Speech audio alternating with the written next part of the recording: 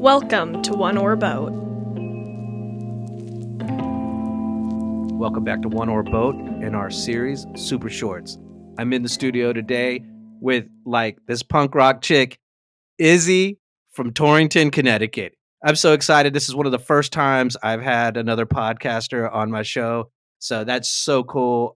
If you don't know Izzy, she has the podcast, Never Mind the Broadcast. And I think you guys should check it out if you're into punk rock, alternative rock, hardcore, the skinhead scene, anything along those straight edge lines. You need to check her out. This is a really hardcore oriented podcast.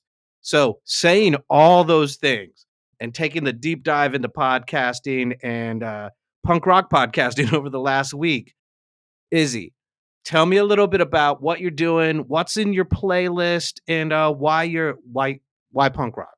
Well, I've been playing punk for a long time. I mean, one of my first bands was a punk rock band. I mean, I played 3 chords and that was a wrap. And then I kept playing 3 chords forever now. So Yes.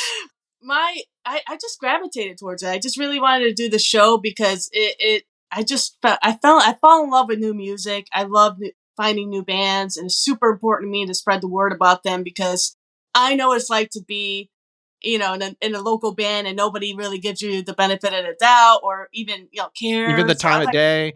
Yeah. No. Yeah. And I'm like, let's go for the little guy, I'm like, you know what I mean? Like, they deserve all the credit because they're busting their butts. They're going around and playing these small shows and to nobody there. And it's like, you know what? You deserve credit for what you're doing. Yeah, so it's true. Yeah. And it's not just punk rock. Everyone. I grew up, we were playing live shows when I was 15 or 16 years old.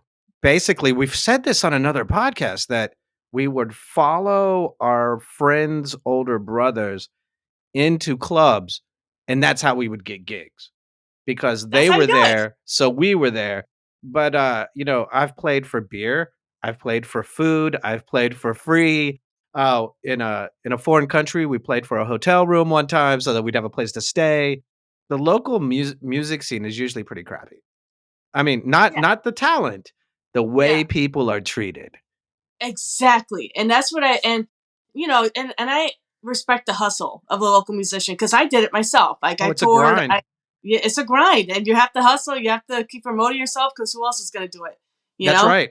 So right now in the punk rock scene, so I grew up with bands like TSOL, Corrosion of Conformity, GBH, just Minor Threat, Youth of Today, the Vandals. Obviously it's not Green Day. Green Day is punk pop. Most people, when you say punk rock, think Green Day, Blink-182, but that's not really what you're talking about. What is the new punk rock? Well, I like going deep underground. I like to go because I like listening to bands that just give it to you raw. Like they just have something to say, and it's just super important. Like stuff that nobody else has said before. That's what I love. I love when the lyrics just hit you in that way. So just like how Minor Threat was a huge scene in the straight edge scene, I like finding bands that have something to say that's important, and it's like, oh, I haven't heard this before. This is awesome. That's the stuff. I fell onto your podcast by mistake, and I saw the big yellow banner with the pink, and I went punk rock. I knew it was like a throwback to the Sex Pistols. I was like, okay, I was stunned and amazed and had to share with my friends the music that you were sharing. I was like, this sounds like 1987, 1990 punk rock. There's no difference to the drum lines, the sound of the guitars. Now the voices are different. They're like, who's these guys? I don't know those guys. But you could turn on a band like The Faction or 7 Seconds and then play one of these bands right after them if you were a punk rock DJ. Exactly. And I love that sound because that 80s punk sound, I've always gravitated towards that because I felt like that was when punk was punk, that's when it was super punk. It's so crazy. There's all these people that want to talk about the late 70s, mid to late 70s were the birth of punk in England. But that wasn't the punk that that my friends knew. We weren't No. playing records from the 70s when I was graduating high school. That just wasn't happening. We were playing stuff that came out in the few years before us or right now. And I Right. think it's the same way in the punk scene now. I mean, I am just the number of bands when I go to your Instagram and the number of bands that are just in, like talking to your content or, replying or hitting the like. And so I'm like, who are these bands? I've never seen so many bands in one place talking. It's kind of I cool. love it. I love it. It's like a community. That's what I wanted too. I wanted to build like a community for bands to, not, just to get to know each other. I was super thankful because there was a band that listened to the show and they hooked up a show with the other band because they liked them on the show. And I'm like, that's awesome. That's the stuff That's I want to cool. hear. I That's I have cool. been to shows where 2 bands wanted to play with each other and, like, mid-show, they were like, "I hate you." I mean, how did we get on the same bill? And they sounded exactly alike. It's like if Toad the Wet Sprocket walked in and the other band was Toad the Wet Sprocket version 2, "I hate you." I'm like, "Okay." Why? You guys sound Yeah, we sound so similar. I don't get it. But, dude, who are you personally, like, right now, if you were gonna grab your Spotify and start playing up songs? Give me 3 bands. Oh, so I would definitely go with Oil Change. I love that band. So there'd be up there. And Unwanted Noise, I love them a lot. They're like the street, punk sounding. And then there's this other band. Oh, the Battle Beats. Okay. I haven't put them on my show, but they should put their song on my show. I like them, and they have like I just like their sound. It's like very DIY, and I like that DIY sound. It's cool. DIY has always been, oh, I hate to use this word, an ethos, a cornerstone of punk Yeah. rock, DIY.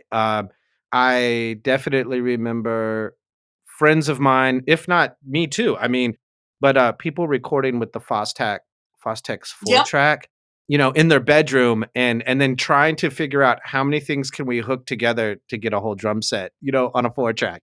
I love the DIY. I also love that there are people who are embracing in other music genres the idea of having fuzzy, noisy, lo-fi esque sounds in your music. I love it. Yeah, Yes. I love it. The dirtier, the better. I'm like, yes, just bring it. I think there's a healthy balance between having that punk rock, grungy guitar sound, super clean and snappy drums, especially off the snare, and then something in the background that's just like, just yeah, yeah, like it sounds like there might be a record in the back. I don't know. There might be a record playing back there. Maybe that record's warped. Who knows? If it's warped, okay. Yeah, exactly, exactly. I saw, and this amazes me, and I kind of forgot that the punk rock scene is this way. All walks of life. Hmm. There are 17, 18, 19-year-old kids who are doing headliner shows for Yeah. punk rock, like all age shows or maybe like mini fest, 4 bands in one night. And there's, 17, 18-year-old guys there. And then, and girls, this 45-year-old guy and his 45-year-old potbelly friends that are, dads. They're dads. It's all age range. It's And awesome. I dads in love that. cargo shorts and Doc Martens playing straight up punk rock. Yeah. It's a That's new badass. scene. It's a whole new world. That would have never happened in the '80s. It wouldn't, but I love that it's happening now. It makes me Yeah. happy. You would have had to come from Ireland or England or something to show up to a band, to a all ages show in when I was a kid and be like over 30, and throw down, I want to get in the Yeah. mosh pit with you. Dude, where are you from? Cross town. Now get out of here. That was a different story. It's Well, just like it's every just it was a age different range. time. It was a different time. I mean, Yeah. I don't know. It's part of me wants to embrace it, and part of me is still kind of shocked. I'm like, I'm still shocked that there's kids that are showing up to shows in jeans with white button-up shirts and suspenders. I'm like, who are those kids? Yeah. Where did they come from? who are they? Yeah, I mean, because they were popular. That look was definitely popular towards the mid '80s. And to know that there's kids out there somewhere riding a subway, in a group of 6 or 8 kids, with oxblood Doc Martens and suspenders on, kind of makes me happy. I enjoy it when I look in a crowd and I see like spiky hair, mohawks, or like or shaved heads. I'm like, God, this is my people. Yeah. Yes. And what's crazy is I don't look like that, and you don't I look don't like that, and it's just fine. There are no punk rock shows in Jackson, Mississippi. There may be a very small community in Nashville, Tennessee, but I think the closest I'm going to get to a punk rock show might be New Orleans, Oh, wow. maybe, and that's going to be 2 or 3 hours for me, or Wow. Atlanta, and that's Yeah. trip. That's truck. That's a trip. Yeah. Dude, have you enjoyed this?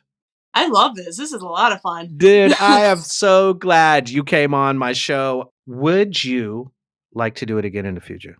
Yes, absolutely. Dude, I want to book you in the future, and I want to get you on here with my co-host, and I want to talk for a long time about like what punk rock really is and how you can be involved in a punk rock scene. I mean, there's a lot going on there that we didn't even get close to.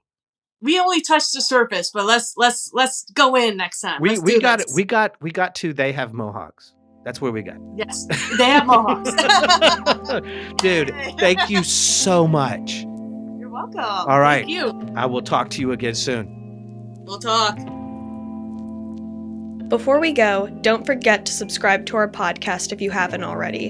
And if you found value in what we shared today, please consider leaving us a review on your favorite podcast platform. Your feedback means the world to us, and it helps others discover the show too. If you have any questions, comments, or suggestions for future episodes, we'd love to hear from you. You can reach out to us on social media or through our website.